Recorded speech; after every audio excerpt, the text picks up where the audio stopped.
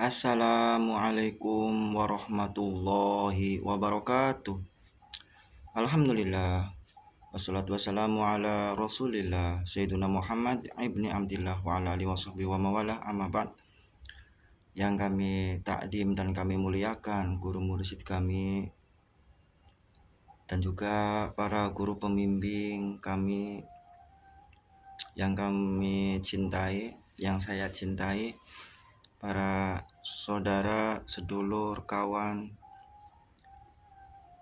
dan juga para pecinta ilmu pemirsa yang setia menonton di channel Ahmad Zaki Sena dalam channel kajian ilmu tasawuf, jati diri, dan spiritual tentunya seperti itu. Ya, dengan kerendahan hati agar kita selalu terkoneksi, tersambung, dengan kerendahan hati saya meminta untuk like atau subscribe agar kita terhubung untuk selalu terkoneksi dalam pembahasan yang baru atau aktualnya.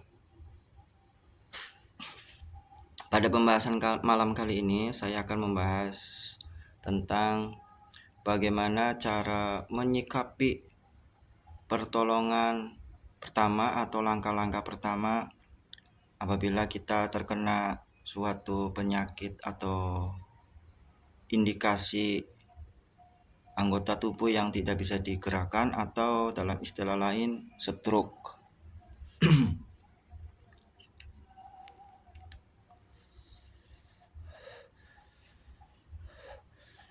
Dalam pembahasan kali ini biasanya rata-rata atau kebiasaan orang yang stroke itu atau orang yang tidak aktif sarafnya pada suatu bagian-bagian anggota tertentu, bisa mulut, bisa tangan, bisa kaki ya, seperti itu biasanya disebabkan rata-rata ini diantaranya satu, jatuh dari kamar mandi, dua, habis dari bangun tidur,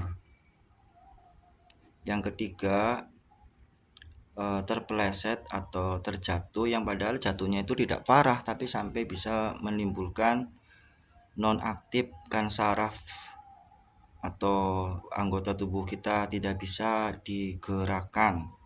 Istilah lainnya itu boleh dikatakan mengindikasi ke penyakit stroke seperti itu. Nah, sebelum kita dibawa ke rumah sakit atau bagian-bagian terapi ya, yang spesial terapi seperti itu, ini ada suatu metode atau kiat-kiat cara untuk mengantisipasi itu atau pertolongan pertamanya agar kita jangan sampai yang semakin parah atau sampai terjadi stroke yang permanen. Itu biasanya letaknya itu pada pertolongan pertamanya. Kalau pertolongan pertamanya itu tidak tepat, itu bisa menimbulkan suatu penyakit stroke yang parah atau bisa dikatakan lama atau permanen juga, lama sembuhnya.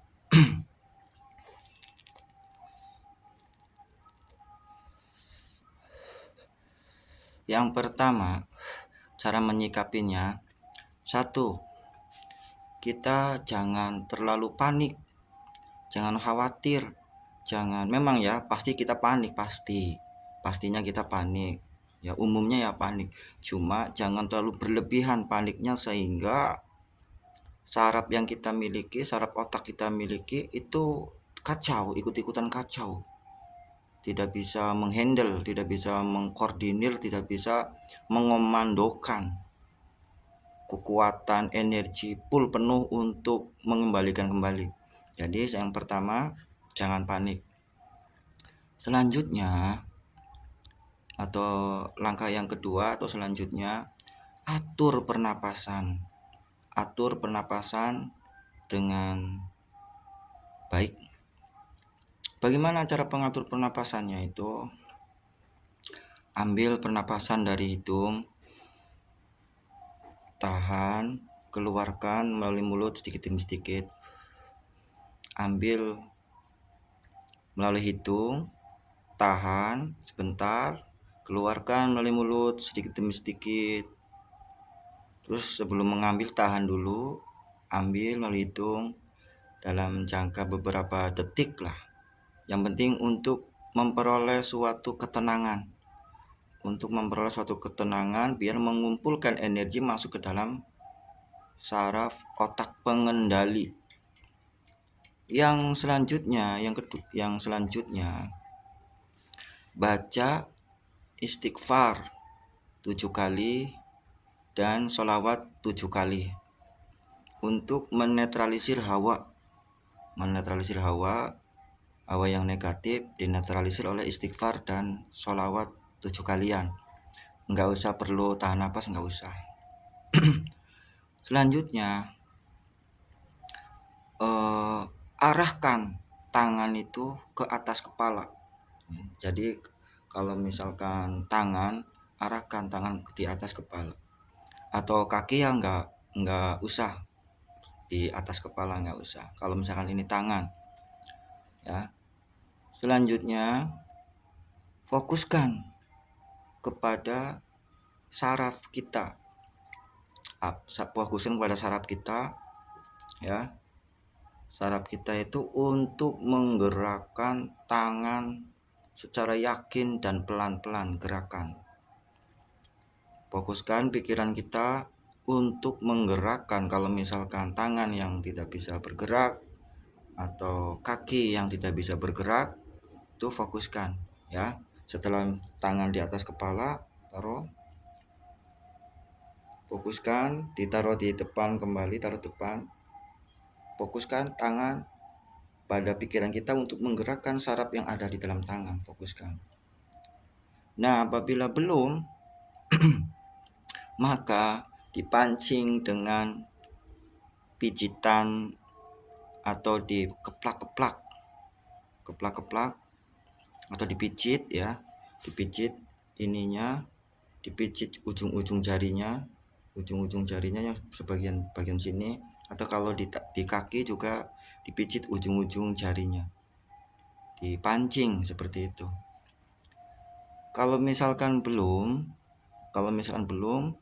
dipancing dengan contoh seperti balsem ya, balsem untuk pemanas gitu, dipancing. Terus kita konsentrasi lagi dengan pikiran kita, yakin saya mampu untuk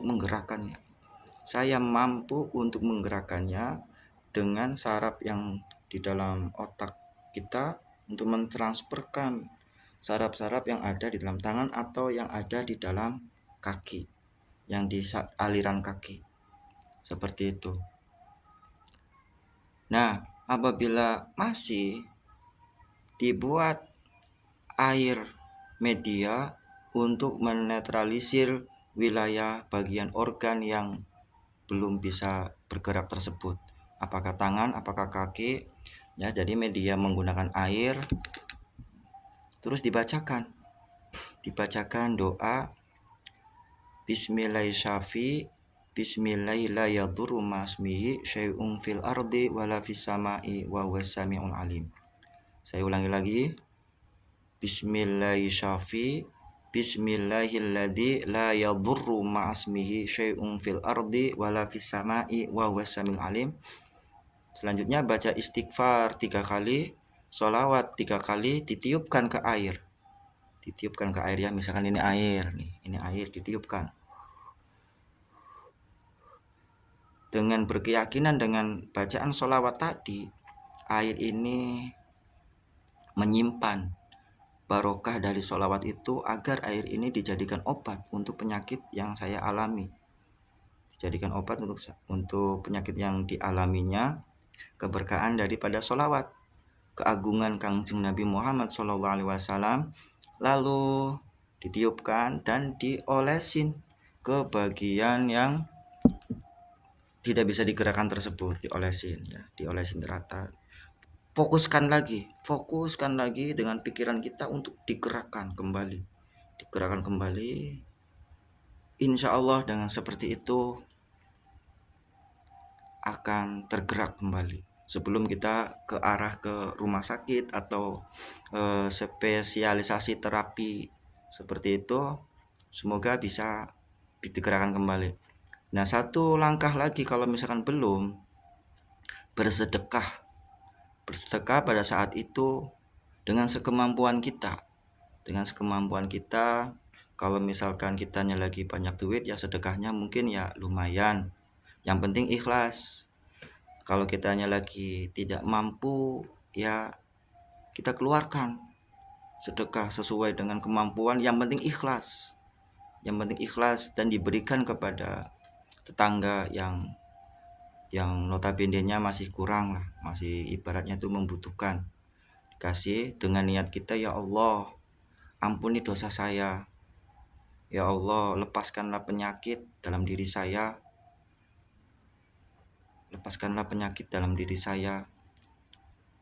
Semoga dengan sedekah ini saya diberikan ampunan dan kesehatan, seperti itu. Sedekah semampunya, seikhlasnya kepada sekitar tetangganya.